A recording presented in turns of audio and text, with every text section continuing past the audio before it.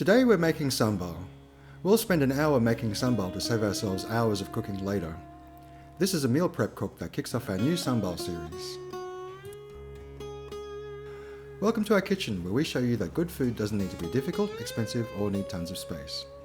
So let's get started. First, cut and deseed the dried chilies. If you like an extra hot sambal, feel free to leave the seeds in.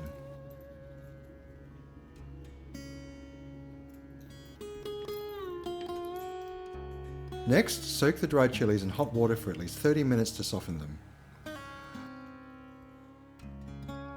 While they're soaking, roughly chop the fresh chilies.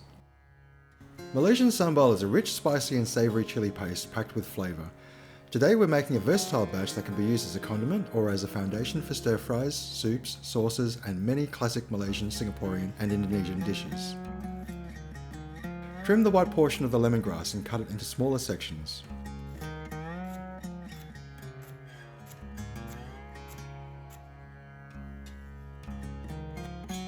Peel the onion and cut it into quarters.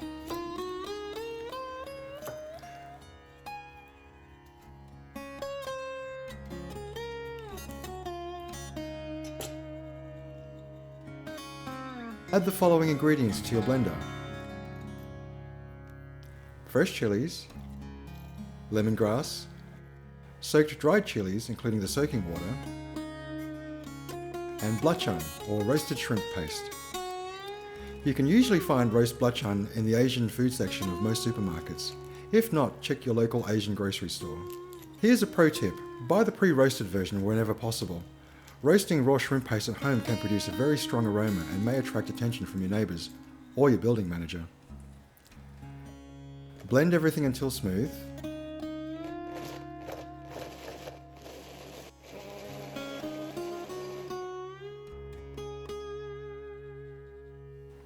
Next, blend the onions separately.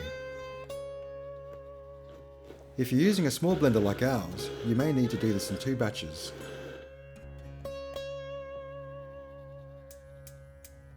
Place a large pot over medium heat and add about 1 tablespoon of oil.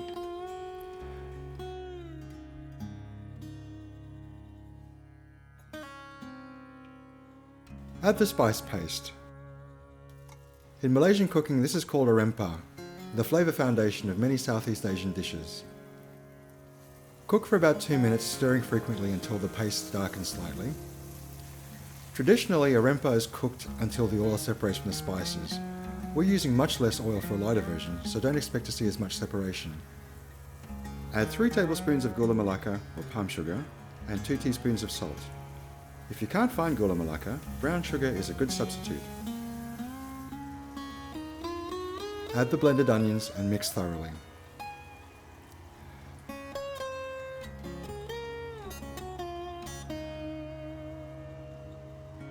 Continue cooking for 40 to 60 minutes, stirring regularly until the sambal develops a deep red colour.